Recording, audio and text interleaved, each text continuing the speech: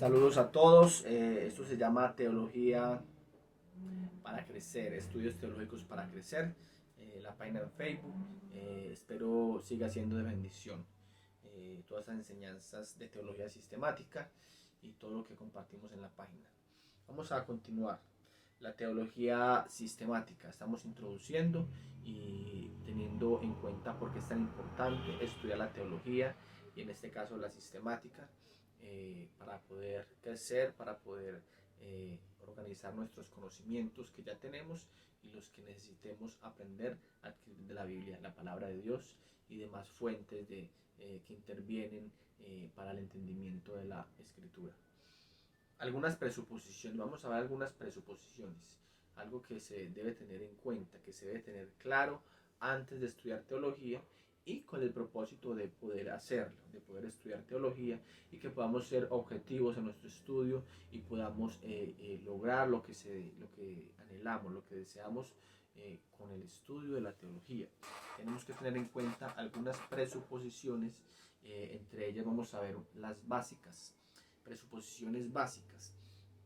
Tenemos que saber que consciente o inconscientemente cada persona, ya sea teísta, o sea que crea en la existencia de un Dios o alguna especie de deidad o de deidades, de divinidades, tiene ya una presuposición a la hora de enfrentar esos temas religiosos, teológicos, de doctrina, si existe Dios o si no existe Dios. Por ejemplo, un ateo ya tiene su presuposición básica en su mente y él dice no existe un Dios y todo lo que observa, toda la percepción del mundo, de la humanidad y del futuro está enfocada, está basada en su presuposición básica de que no existe Dios.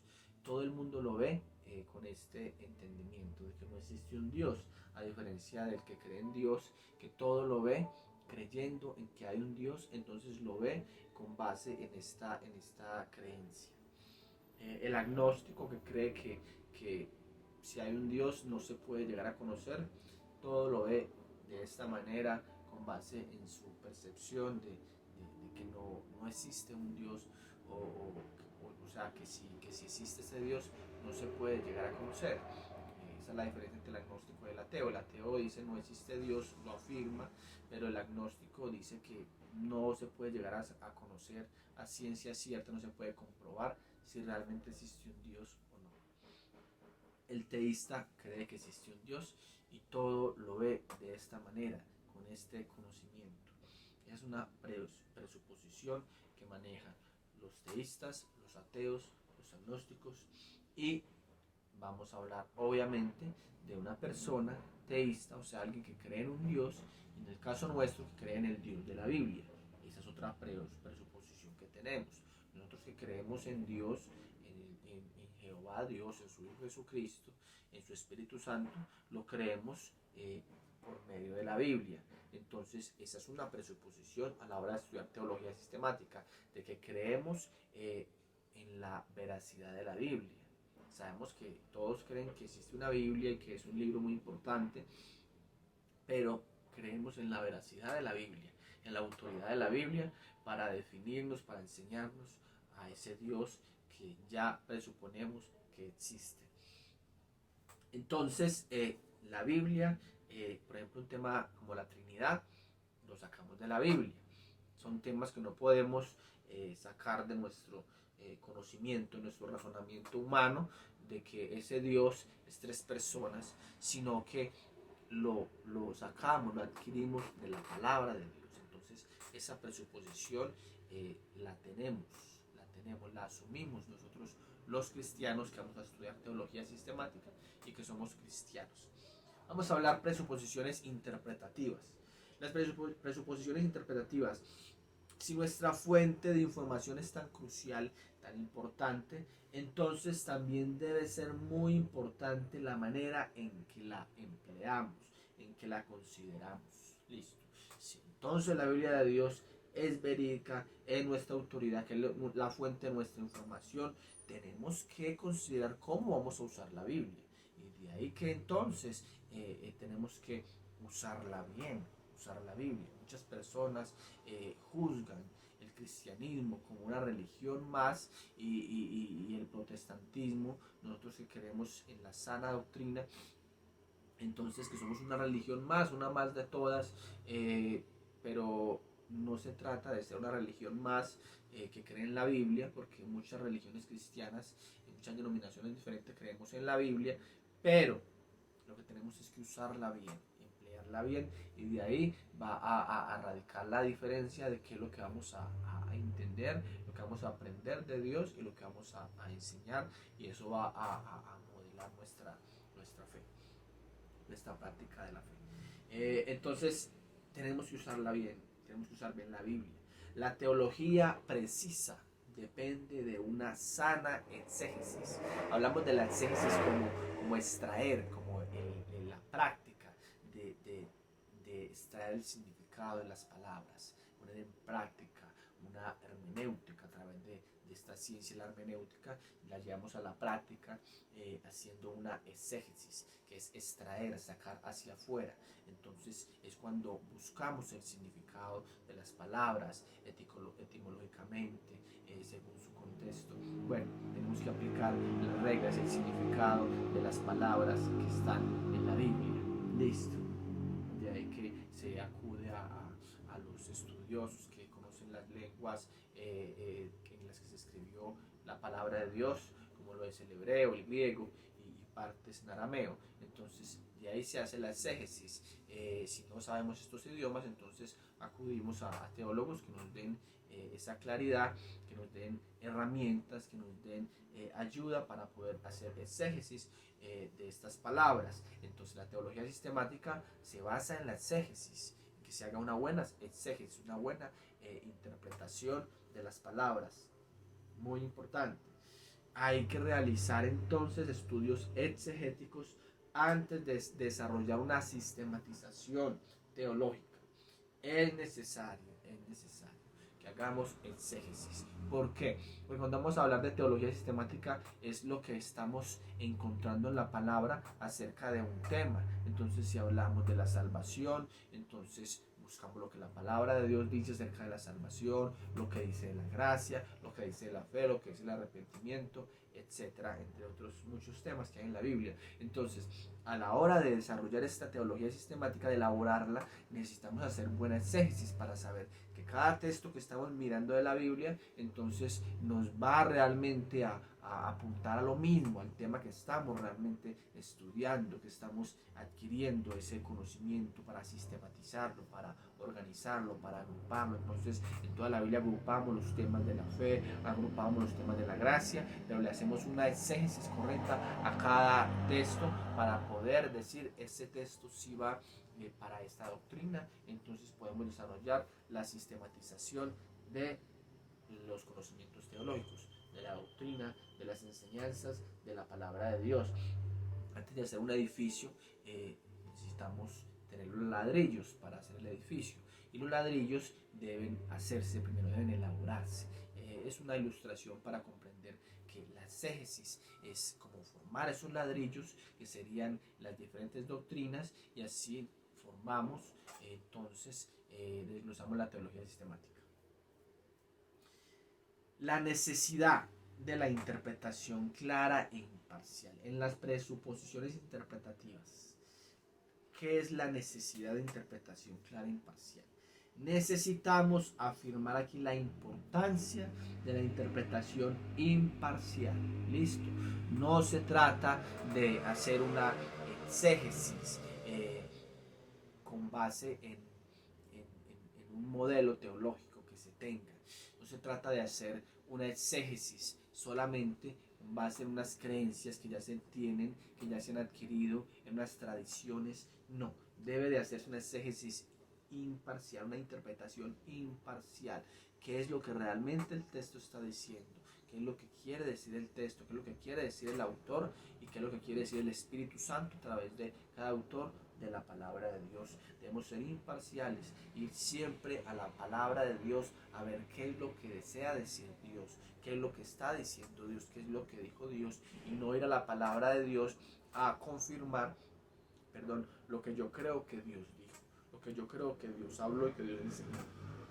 Esa es una manera en la que tenemos que acercarnos a la palabra de Dios, siempre a ver qué es lo que está diciendo Dios, no para confirmar lo que yo creo que dice Dios. Entonces, la necesidad de una interpretación imparcial. Necesitamos entender, tener claro que cuando Dios da la revelación de sí mismo en su palabra, Dios lo que quería era comunicar su verdad y no oscurecerla. Algunas religiones hablan de que Dios dio su palabra, pero que su palabra no es clara. Sabemos que hay textos difíciles, hay textos oscuros y que no pueden entenderse muy fácil, de una manera muy superficial, se puedan interpretar. No, tenemos que tener eso claro, pero la palabra de Dios, como un todo, la revelación de Dios, es un mensaje claro para nosotros, el mensaje de la salvación, y lo más importante para nosotros es un mensaje claro que podemos entender. Es clara la palabra de Dios porque Dios quería comunicar su verdad y su verdad es clara para que todos podamos practicarla. No tendría sentido que Dios diera su palabra y que solo unos cuantos pudieran entenderla, como algunos creen que hay personas específicas que solo ellos pueden entender la palabra de Dios, interpretarla, sea personas específicas o conjuntos, grupos específicos, algún magisterio, no. Todos podemos entender la palabra de Dios. Obviamente que se requiere herramientas, se requiere usar la ciencia, usar las herramientas que nos ha dado Dios, nos ha dado la ciencia para comprender mucho mejor, pero los fundamentos básicos sencillos, claros de la salvación, de la conducta cristiana, de la ética cristiana, de la moral, son claros en la palabra de Dios y cualquier persona los puede practicar al leer la palabra por sí mismo, con la ayuda del Espíritu Santo, que eso vamos a hablar enseguida. Necesitamos entonces las reglas de interpretación, necesitamos la hermenéutica. En su momento vamos a hablar de la hermenéutica para poder hacer una buena exégesis. Necesitamos estas herramientas, ya que Dios ha dado la sabiduría al hombre para que desarrolle estas ciencias, ya que la Biblia la escribieron hace ya 2000 años y se escribió durante 1500 años más o menos la palabra de Dios. Entonces hay culturas que han cambiado, lugares diferentes, personas diferentes, maneras de expresarse, de comunicar verdades también diferentes. Entonces necesitamos las herramientas, la hermenéutica, para hacer una correcta exégesis. Listo, eso es fundamental. Hay símbolos en la palabra de Dios, claro que sí. Hay símbolos y hay parábolas, hay tipologías, entre otras cosas. Mucha metáfora, historias que si nosotros vemos no podríamos interpretarlas así como están, porque decimos, bueno, esto es una exageración, esto no tiene mucha lógica, no tiene mucho sentido si lo entendemos tal como lo dice. Un ejemplo, las parábolas de Jesús, ¿cierto? Sabemos que las parábolas de Jesús son historias ficticias que Jesús emplea para dar a conocer alguna verdad espiritual. Entonces de ahí que tenemos claro que la parábola tiene una verdad que quiere transmitir, que Jesús deseaba transmitir o el autor sagrado quiere transmitir. Cuando hay parábolas, cuando hay tipologías, cuando hay simbología, entonces tenemos que ver a qué está apuntando conforme al contexto, de qué es lo que está hablando. Si lo que está diciendo la palabra de Dios lo podemos entender claramente, así tal cual como dice literal, entonces no tenemos por qué buscar una simbología, no tenemos por qué buscar una alegoría ahí en lo que está diciendo. Y ese ha sido un problema de muchos cristianos que alegorizan, por ejemplo, un libro como el Apocalipsis. Claro que el libro Apocalipsis tiene simbologías, muchas, bastantes, cuando nos habla de copas, cuando nos habla de sellos, esas figuras, estas ilustraciones, estas maneras de adornar el lenguaje, nos lleva a comprender una verdad de la que se viene hablando. Por ejemplo, cuando habla de las copas, de la ira, pues está usando el símbolo de una copa para hablar de algo real, que es la ira de Dios, y que cuando se derramen las copas de la ira de Dios, entonces van a acontecer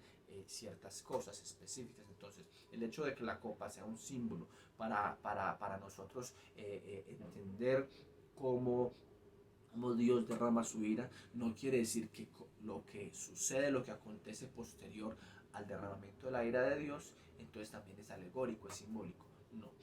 Tenemos la literatura patrística y estos cristianos medievales que adoptaron esta alegorización, esta mal uso, esta mala interpretación de la palabra de Dios que tomaron mucho de los griegos y como por ejemplo vemos a muchos rabinos judíos que hacían esto aún de la Torá, todos lo llevan a alegorizarlo, a buscar a todo, buscarle alegorías, buscarle sentidos más allá de lo que está diciendo, y esto lleva mucho a la confusión, porque entonces la interpretación del texto queda bajo la responsabilidad del intérprete, queda al juicio del intérprete, y eso fue lo que ha pasado con muchos cristianos hoy.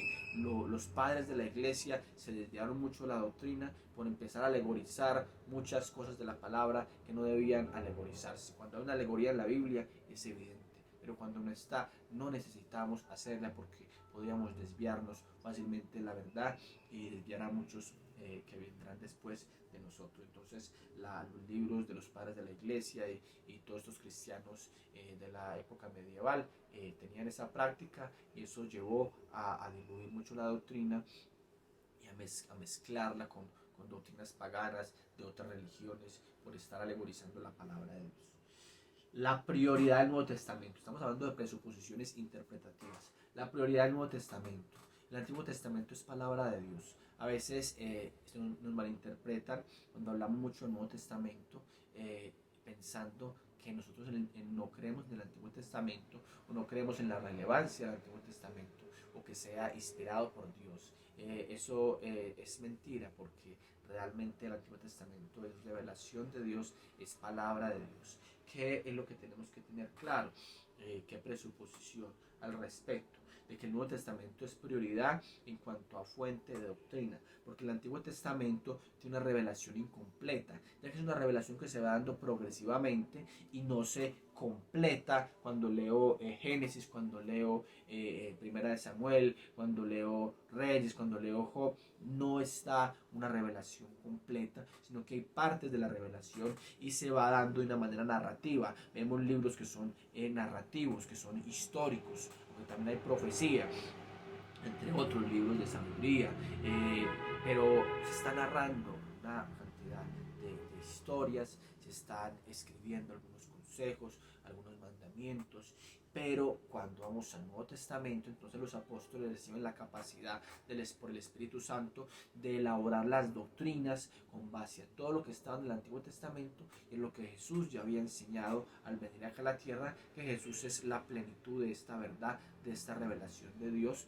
Cuando viene al mundo, todo el Antiguo Testamento y las enseñanzas de Jesús forman un conjunto de doctrinas, de los cuales los apóstoles elaboran las cartas que envían a las iglesias para gobernarlas, no para que ellos se enseñorearan sobre ellas, sino para gobernar por medio de la palabra a las iglesias, porque la palabra de Dios es la que gobierna la iglesia, es la que debe de gobernar la vida cristiana, guiar, dirigir la vida cristiana. Entonces, el Antiguo Testamento tiene una revelación incompleta, es de gran bendición, pero si yo estudio el Antiguo Testamento sin tener en cuenta las doctrinas del Nuevo Testamento, podría desviarme fácilmente de la doctrina sana de Dios. Tengo que estudiar el Antiguo Testamento, pero siempre basarlo por el Nuevo Testamento, que es donde los apóstoles con la revelación toman todos los temas del Antiguo Testamento, todos los personajes, todas las historias, y nos dan la interpretación, lo que debemos realmente practicar, lo que debemos de aprender de ellos,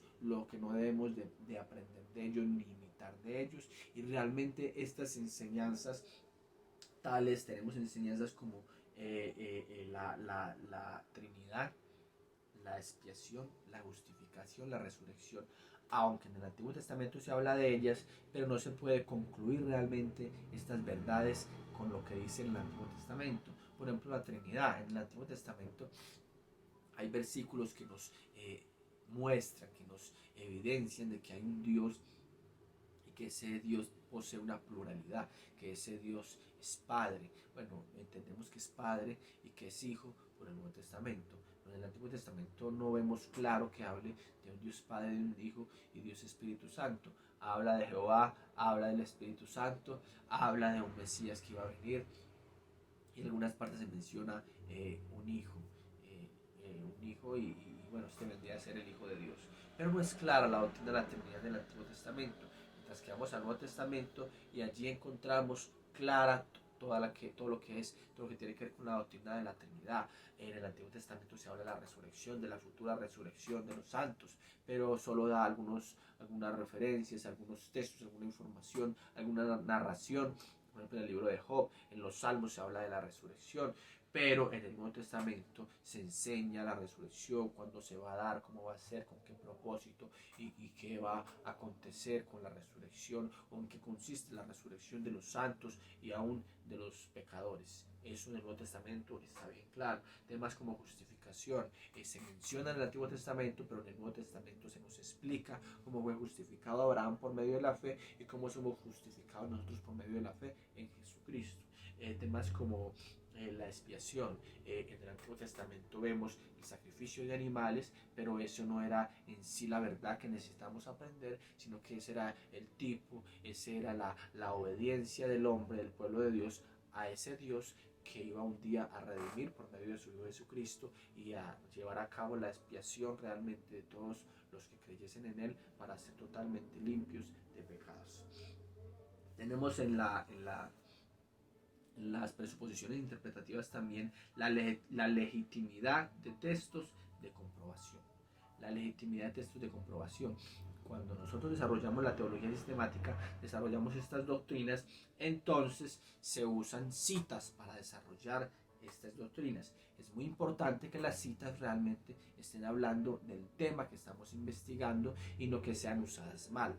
Ahora bien, cuando tenemos un texto para elaborar una doctrina, entonces vamos a usar referencias, ya sean del Antiguo Testamento o del Nuevo Testamento, que apoyen esa doctrina y tienen que usarse bien esas referencias. No se pueden forzar los versículos, no podemos descontextualizar los versículos para poder usarlos a favor de una doctrina, a favor de una enseñanza, ¿no?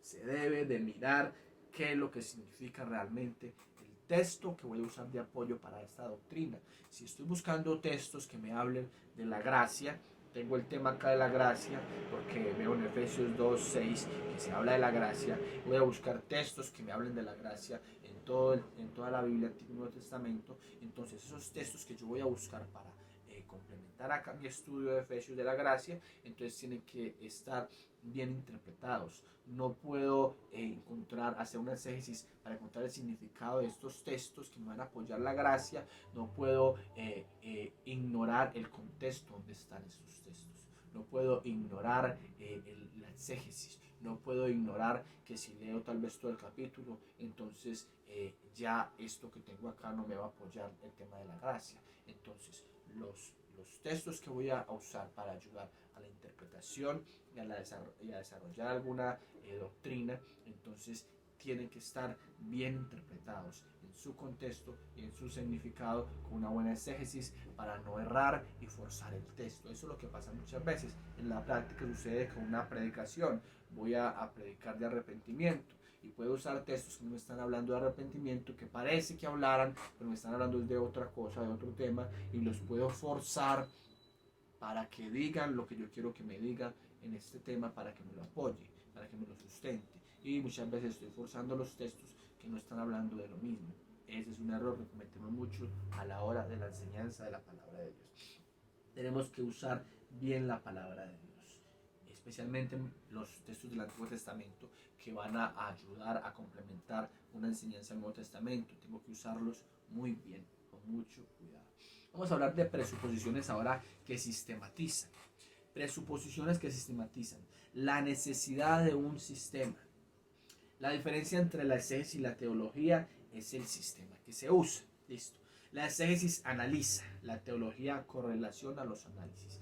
Cuando yo uso la exégesis y la teología, van las dos de la mano. Recuerden lo que hablamos al principio, que con una buena exégesis que haga de la Biblia, de las palabras de la Biblia, los textos de la Biblia, voy a desarrollar una buena teología sistemática. Entonces, lo que hace la exégesis es que analiza el texto, analiza la palabra, analiza lo que está diciendo, y luego la teología correlaciona lo que yo encontré y lo agrupa para desarrollar la teología sistemática. La exégesis relaciona los significados de los textos, la teología interrelaciona esos significados. Necesitamos hacer buena exégesis de la palabra de Dios, buena interpretación, para poder desarrollar una buena teología sistemática. El exegeta se esfuerza por presentar el significado de la verdad. El teólogo muestra el sistema de la verdad. El exegeta es el que practica, el que hace la exégesis en la práctica. Entonces el exegeta se esfuerza por presentar el significado, pero el teólogo el sistema de la verdad. Las dos cosas van de la mano, porque el exegeta muestra el significado y ya el teólogo sistematiza y dice, esto dice la palabra de Dios acerca de la gracia, acerca de la fe, acerca del arrepentimiento. Entonces está sistematizando los significados que se hallaron con la exégesis, por medio de la exégesis. Otras presuposiciones, las que estamos hablando, de las que sistematizan. Las limitaciones de un sistema teológico. La limitación de un sistema teológico. Las limitaciones de un sistema teológico deben coincidir con las limitaciones de la revelación bíblica. O sea, que yo no me puedo ir más allá de lo que está escrito. Yo, al desarrollar una teología sistemática, al desarrollar unas doctrinas, no puedo ir más allá de lo que está escrito. Yo tomo la verdad para elaborar las doctrinas.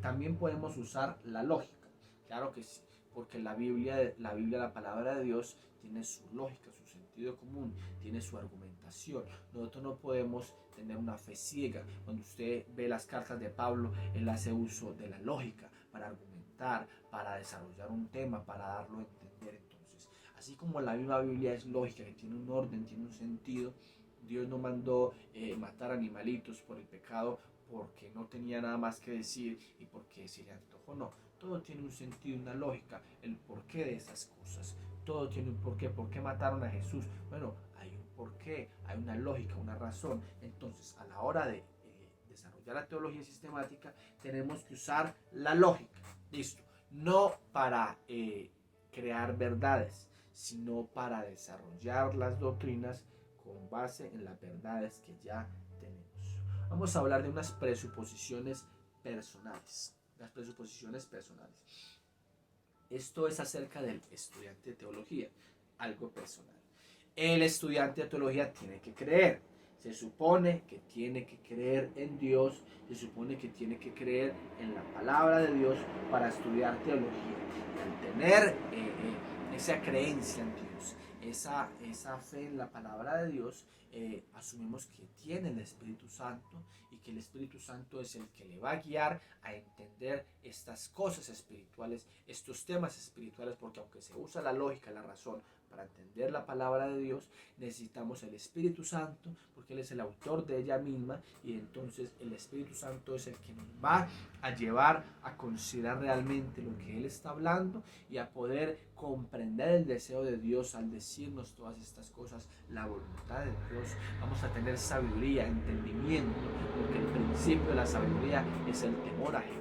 Y somos personas capacitadas para entender la palabra de Dios por medio de la obra del Espíritu Santo. Listo, tenemos 1 Corintios 2:10 al 16 que nos habla de cómo el Espíritu es el que nos permite comprender todas estas cosas. Nos habla de que el hombre natural no entiende las cosas que son del Espíritu.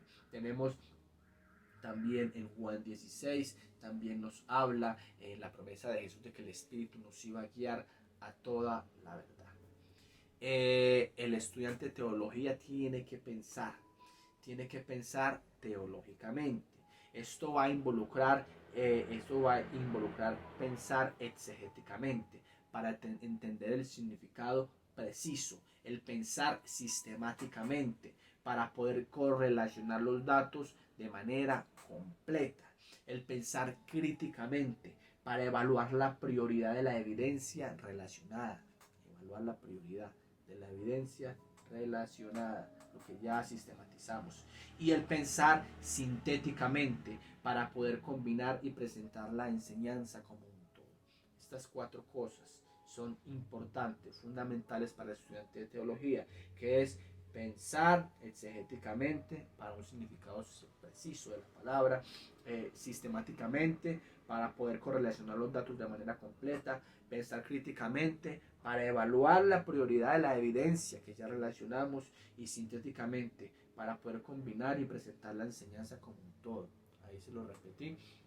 fundamental, la última, sintetizar toda la revelación, sintetizar lo que agrupé aquí como un todo, porque la palabra de Dios entonces no se contradice y la palabra de Dios nos arroja toda información acerca de cada tema y debemos de tener la palabra de Dios como un todo, como la verdad de Dios, porque la verdad de Dios es una, es Cristo y es su palabra.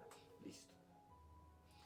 La teología y la exégesis deben siempre actuar recíprocamente. De eso hemos hablado bastante. Las exégesis no provee todas las respuestas, de modo que cuando legítimamente existe más de una opción exegética, la teología decidirá cuál es la preferible. Listo. Hacemos exégesis, hacemos interpretación, buscamos el significado, extraemos el significado de las palabras, pero entonces, cuando no hay siempre una respuesta clara exegéticamente, entonces se encuentra una conclusión teológicamente.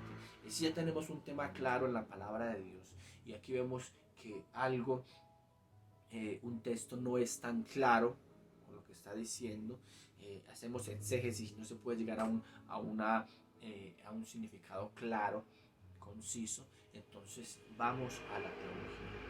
¿Qué me dice la palabra de Dios ya acerca de este tema? Listo. Vemos un tema como el de la salvación. La palabra de Dios nos habla de que la salvación es un regalo, de que es por gracia.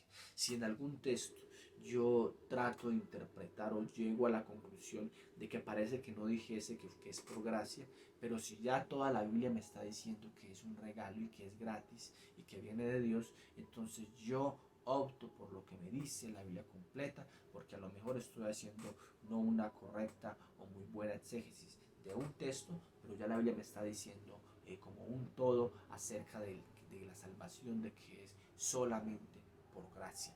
Ese es el error que cometen muchas religiones, que encuentran un versículo y quieren elaborar una doctrina de ese versículo. Y todos los versículos son inspirados por Dios, todos son palabra de Dios. Pero en cuanto a la exégesis de ese versículo, podría yo estar errando en la interpretación de ese versículo, porque si me contradice lo que me está diciendo la palabra de Dios como un todo, entonces hay que evaluar, hay que mirar realmente qué es lo que está diciendo la palabra de Dios para no ir a errar y no desviarnos en nuestro estudio de la palabra y en nuestro desarrollo de la teología. Ningún sistema teológico es inflexible. Siempre se puede avanzar más en el entendimiento, en la comprensión de la palabra de Dios cuando tenemos esa capacidad, tenemos esa disposición para poder seguir, perdón, para poder seguir aprendiendo, para poder adquirir más conocimiento al respecto de un tema. Necesitamos siempre tener esa disposición de entender mejor. No podemos cerrarnos en tradiciones, en argumentos que ya tengamos en nuestra mente, de nuestra fe, de nuestra religión. No, necesitamos que nuestro sistema teológico siempre pueda no tanto añadir cosas nuevas, sino mejorarse en algunas cosas, que pueda interpretarse mejor la palabra. Temas que son más complicados, los temas fundamentales de la palabra están claros y no hay nada que añadirles, tampoco a ninguna parte de la palabra de Dios. Lo que me refiero es que debemos de tener una mente siempre dispuesta a aprender. Que tal vez un tema no lo hemos aprendido, no lo hemos comprendido como deberíamos, y si se nos está arrojando más luz acerca de ese tema, debemos de analizarla, de estudiarla, de usar la lógica, la razón, y con lo que tenemos, con lo que se nos está presentando, y poder mejorar nuestro conocimiento o reorientar nuestro conocimiento acerca de algo, alguna parte, algún texto de la palabra de Dios. Listo. Tiene que depender. Estamos hablando de presuposiciones personales. Hablamos de que tiene que creer, de que tiene que pensar y que tiene que depender. ¿De qué tiene que depender? El intelecto por sí solo no hace al teólogo. Entonces tenemos que depender del Espíritu Santo. Tenemos el intelecto, estudiamos, usamos las ciencias, pero necesitamos el Espíritu Santo. Lo hablamos ahorita. Juan 16, 12 al 15 nos habla de la obra del Espíritu Santo de guiarnos a conocer la verdad.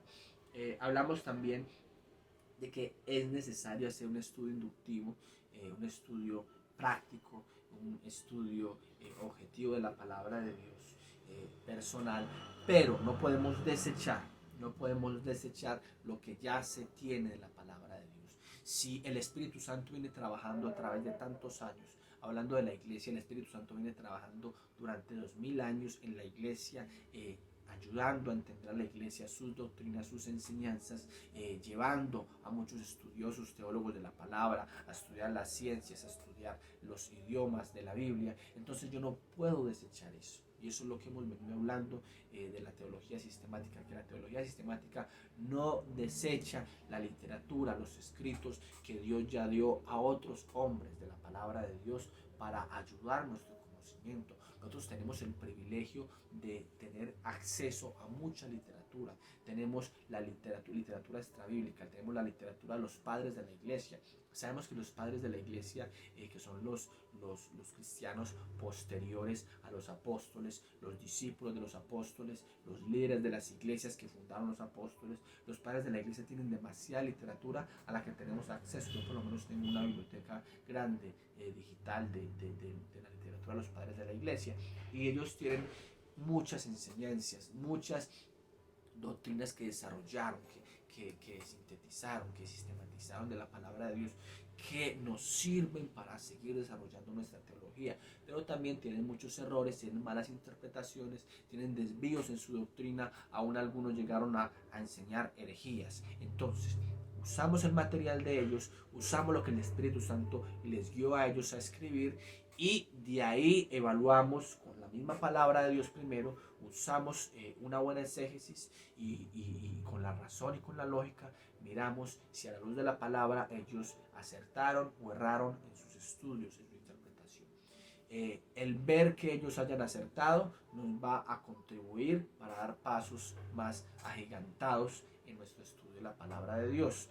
O si vemos que ellos erraron, entonces nos va a prevenir del error, porque si ellos ya erraron y nosotros podemos comprobar que erraron en su interpretación, erraron en su sistematización, entonces nosotros vamos a evitar caer en los mismos errores. Hay un dicho que dice: el que no aprende de la historia está condenado a repetirla. Entonces es muy importante que aprendamos de los errores de otros y que tomemos lo bueno de otros para poder desarrollar nuestra teología.